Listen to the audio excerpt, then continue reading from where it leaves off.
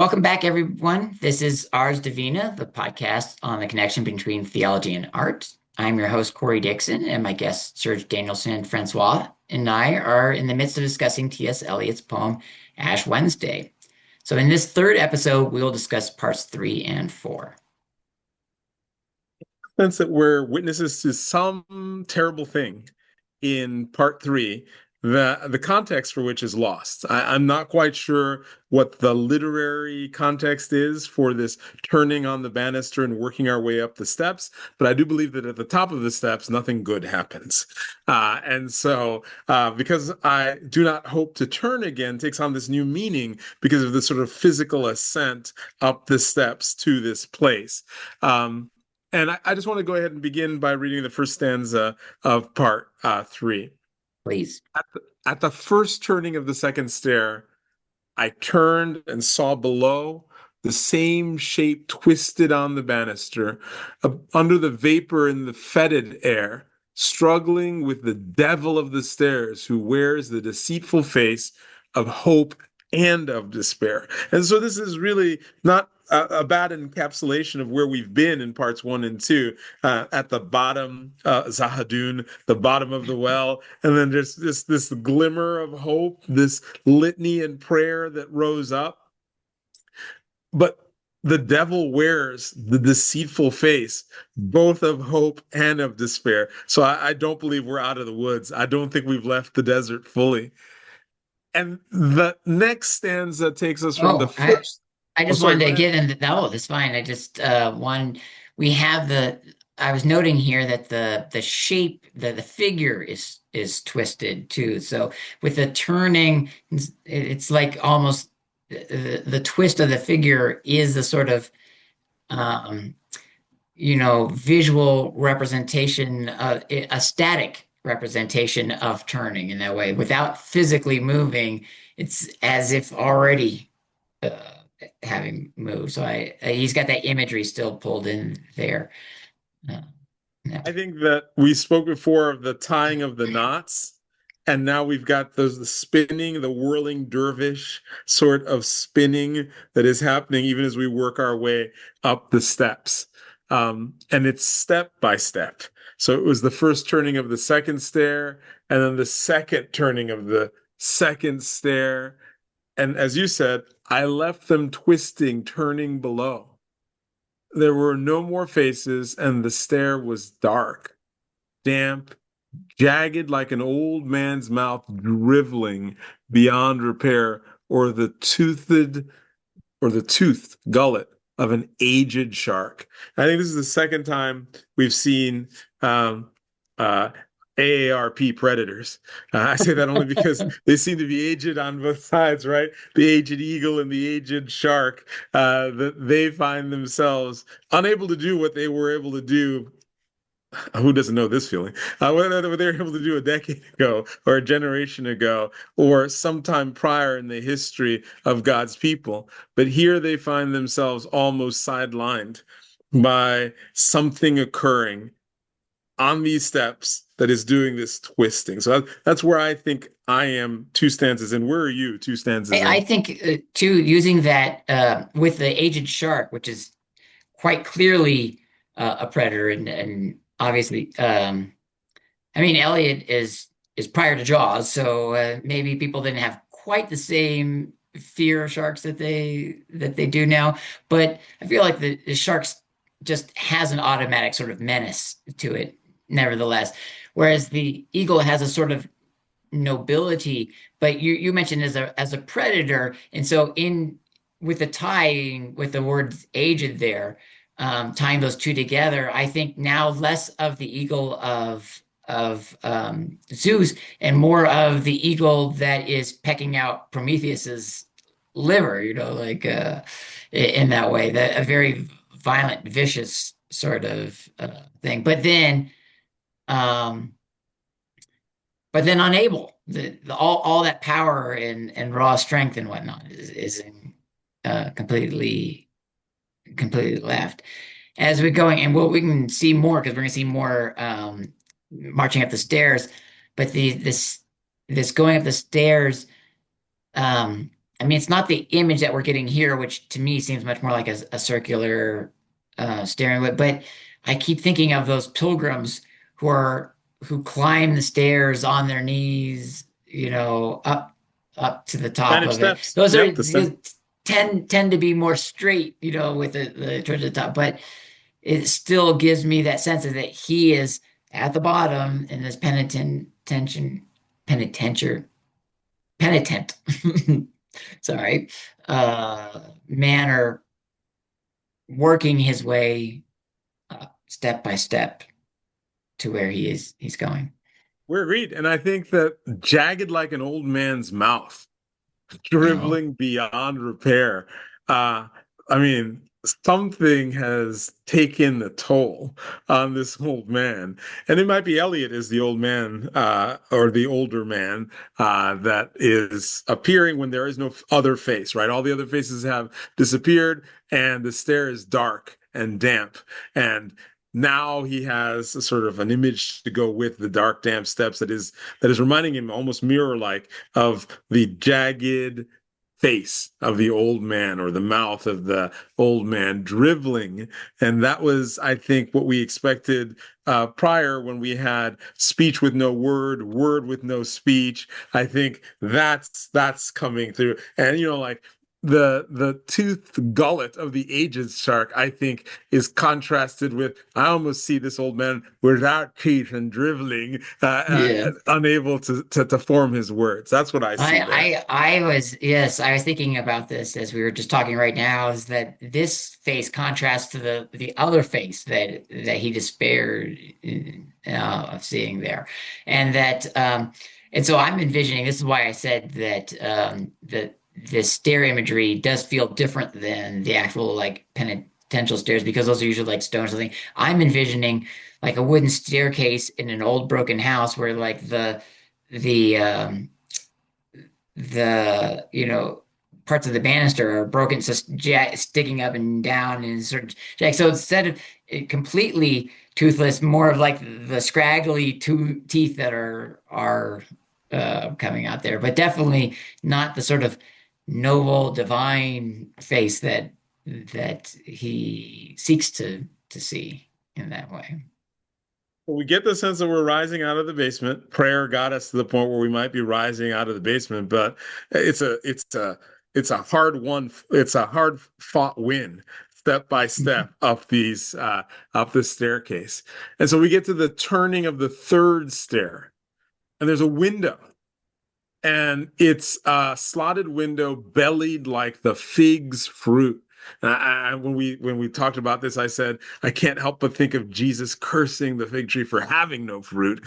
And here we get the bellied like the fig's fruit as we are on that first turning of the third stair, and beyond the hawthorn blossom and a pasture scene, but not where I am. What I can see outside, not where I am, but somewhere away from me. The broad-backed figure dressed in blue and green enchanted the Maytime with an antique flute, pan-like flute. Blown hair is sweet, brown hair over the mouth blown, lilac and brown hair, distraction. Music of the flute, stops and steps of the mind over the third stair, fading, fading, strength beyond hope and despair, climbing the third stair. There's a temptation here. Something is tempting us here. If I can just say, I hear echoes of Dante once more. This is not Beatrice, right? This is not Beatrice. This is some other woman that has attempted to, and there's something misogynistic about this. Let me just go ahead and confess that, like any male poet who is going to have both sort of the virgin as the idealized form of woman, and then this fallen woman, and want to find himself between hope and despair between these two women, is speaking as a 1930s man, and we can only hope that we are not those 1930s men. But I find this imagery enthralling and menacing, and being caught on the stairs is no better than being caught in the basement. That's where I am as we are exiting this third stanza of the third part. Where are you? Yeah, I'm with that figure there. It's quite a contrast to the imagery he had before. And as I had mentioned when we were talking before, it's a sort of Arcadian kind of pastoral bucolic. There's this very like nymph-like feeling to her. But that word distraction is really hitting me more this time than previously. That really like it's as if the tempter has not been able for the we're not it's not being able to stop the path upwards by fear. The other images are a fear, like, oh, I don't want to pass through that because it's too scary. I'll stay down here. But I've braved through that. Okay, so what's going to stop that? If courage is going to overcome it, well, just Dolly here. Here we are, with Ulysses again in the lotus with the lotus eaters. Like just take your time and spend some time here.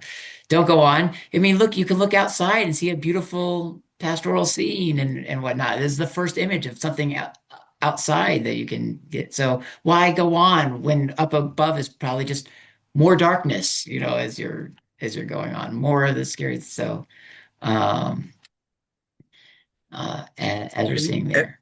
I think he still can't take Eucharist, even though we get the Lord, I am not worthy.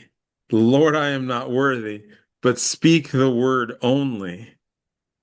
Right? That is, but only say the word and I shall be healed is the end of that thought. We are not healed at the end of three. We're cut off midway through the prayer before the Eucharist. And so we still have a little more to go before we can get there. And I think this is why we should probably go right into four and Yeah, I add think four we're to it. gonna well, and we will see further down the word coming in, and I think that's not yet in what we're gonna be talking about right now, but we'll have that word, and so we'll see it's ultimately the word, the divine word that is needed in order to be able to make that next step there. So yeah, why don't we continue on to part four here?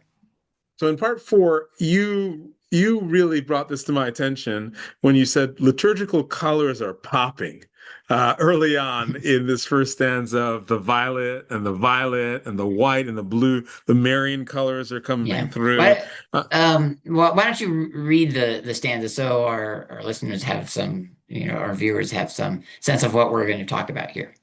We Absolutely. can go there. So, who walked between the violet and the violet, who walked between the various ranks of varied green, going in white and blue in Mary's color, talking of trivial things, in ignorance and in knowledge of eternal dolor, who moved among the others as they walked, who then made strong the fountains and made fresh the springs. So that was the imagery that I was alluding to. And those colors, I missed green the first time I mentioned it, but violet and violet, the green of the ordinary time, the white and the blue of the Marian feast, and then this contradiction again, ignorance and knowledge, and this waiting for oasis, this strong fountain and this fresh spring.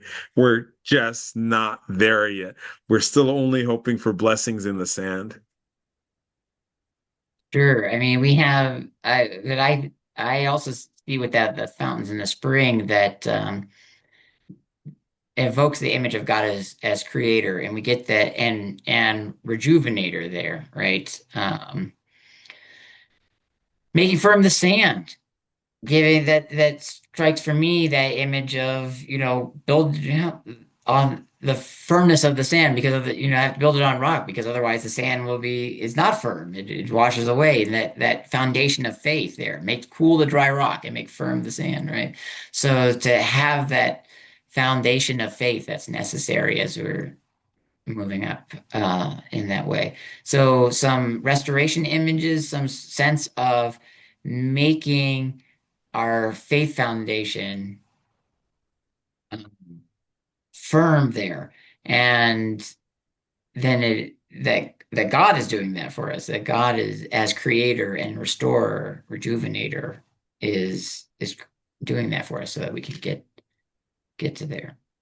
I think Eliot is always conscious of the work of God. Like trapped as he is in his own head, he still has an intuition that God is at work outside of him, outside far, like working towards him. He just doesn't think himself worthy to be able to receive or accept that embrace. And I think you read "made cool the dry rock and made firm the sand," and the end of that smaller stanza is "Sovenya vos," and like be mindful of the suffering that we're in this place and in this time. And and I think that the blue of Mary's color is that intercession, that constant intercession um, that is trying to bridge the distance between where Eliot is and where God is trying to pull Eliot. And so the prayers are going up. If I may just read the third stanza, here are the years that walk between, bearing away the fiddles and the flutes, restoring one who moves in the time between sleep and waking. And between sleep and waking, we're kind of arising. Like there's a kind of arise, oh dreamer, right? There's a kind of a call that we are trying to be mindful of. So that's how that hits me. How do these lines hit you? I think so too, to have that sort of, you see the word restoring. I've been talking about restoration all this time, and now it's coming in here explicitly. And then that sort of like the sleep harkens back to what I was suggesting about the sort of stay here temptation of the woman in the previous part there. The sort of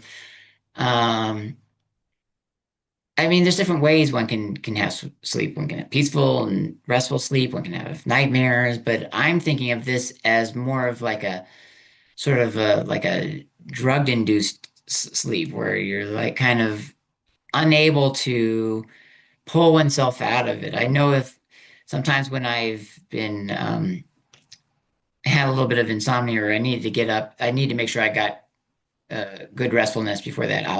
I'll take some sleep medication, and then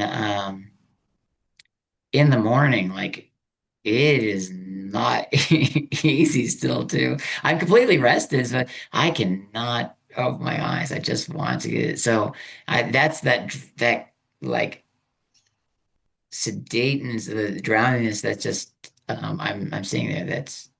That's a struggle to pull oneself out of in order to get into this waking, the enlightenment. If we were taking a sort of Buddhist tack in that sense. I do think that Yeah. Eliot's approach is not limited to Christianity. There are strong Christian echoes, but I do believe that he is quite conversant with the religions of the world and therefore also trying to draw in imagery, as you mentioned, Buddhist imagery. I kept using the word cone and in the sort of paradoxes that we are asked to overcome earlier in this long poem. I think that the stupor that you spoke of, the feeling sedated, it's in that state of sedation that one image stays with him, and it's this Marian-like image of, and if I may read, of Mhm. white light folded, sheathed about her folded. The New Year's walk, restoring through a bright cloud of tears the years, restoring with a new verse the ancient rhyme, redeem the time. Redeem the unread vision in the higher dream, while jeweled unicorns draw by the gilded hearse. And you pointed out when we spoke about this that these jeweled unicorns that for you that they took on a particular significance. I wonder if you would just share with our viewers that. Yeah, I believe that unicorns are, have a symbol of virginity. They're attached to that, and may even be a Marian symbol because of that attachment there. Um, and yet, and this I hadn't mentioned before, but at the same time, there's a wildness and fierceness to the unicorn because it is only I believe in medieval legends that only the virgin to whom for the unicorn is passive and will lay down and lay its head in her lap and whatnot. for anyone else, they're going to be stabbed through with that that horn. No knight is going to just come in and bluster with. Well, I mean, maybe if the knight's a virgin, I guess, but it's usually a female virgin that they're imagining here, a maiden, right? But I mean, there's no. You're not going to sheer force will never allow you to bridle the unicorn in that way. So we have in the symbol of the unicorn, there's still a tension there of passivity, but also wildness and fierceness there. I think redemption is definitely um, on the docket, Well, even I if mean, it now he's hasn't. got the Yeah. word, so I feel like Yes. We've had the restore, we've had the redeem, but there's a hearse. There's a hearse at the end of this. And so death cannot be the final word. I think that is a repeated message in all of the parts that we've engaged so far, while jeweled unicorns draw by the gilded hearse. And who's present? Who's witness to that? The silent sister veiled in white and blue. And so I've already skipped into the next stanza, but the U's come out. And by U's, I mean the yeah. YEWS's, those U's. And I had to look this up. I'll just confess. I had to look up like what is the symbol that the what are you supposed to symbolize? And they are death and resurrection trees, right? They are the trees that are also witnesses to this movement from here to somewhere beyond here. Um, and between the U's, that's where the silent sister veiled in white and blue is. Behind the garden god, whose flute is breathless, she bent her head and signed, but spoke no word. There's a there's a kind of kneeling before the actual suffering of this, the death of this. There's an acknowledgement of the loss here. And again, as in the first part of this poem, it's only having established that honest space that we can take another move forward. It's only by reckoning with our brokenness that we can actually make further strides towards the redemption. That's where I am here. Well, and then we have the speaking no word, and he's previously been unable to connect with the word. Like he's rejecting the voice, and then says, but only speak the word, right? And there, but speak the word only, right? And yet no word is spoken in that case. And so he's still, as you said, like this is you mentioned this before when we were talking about this. No cheap grace here. This is not an easy process. We are down at the bottom of the fourth part of six parts. So he's two-thirds of the way through this poem, and yet still not in an easy trajectory, right? The this is not like, oh, the curve is getting flatter and I'm just gonna cruise on through to the end. No, not yet. The, there's spoke no word there. When you mentioned the curve and it's going to get easier, I keep thinking you're a marathon runner, sir. And so this must be the point in the race where you're not quite sure you're going to make it. This must be Yeah, when every muscle in your body is crying out, not one more step if we don't have to. And you are pushing through, pushing past the pain to get to a place, to a finish line. they Um, say the marathon is divided into two parts, the first 20 miles and the last 6.2. And so it's like it's not that you get there and you're almost there and you're like, oh, I always think for me, mile 18 is the most depressing because you think I've gone 18 miles already. And then you remember I have 8.2 miles still to go. That's not trivial, you know? And so it is, yeah, it is, he's come a long ways, but it is not an easy path and it's easy to give up at that point. but he hasn't forgotten Mary. Yeah. And so the fountain sprang up and the birds sang down, redeem the time, redeem the dream, the token of the word unheard, unspoken, to the wind shake 1,000 whispers from the yew, the tree that bears witness to death and hopefully resurrection on the other side. And after this, our exile. That's the Hail, Holy Queen. Like everything about this struggle is every time we break down, every time we fall down, every time we're cognizant of the place that we are and are not, prayer. Prayer is what can get us into that next section. And here the Hail Holy Queen is carrying us out of section 4. It sounds like a great place to end that. And we will pick up in our next and final video with parts 5 and 6. Thank you.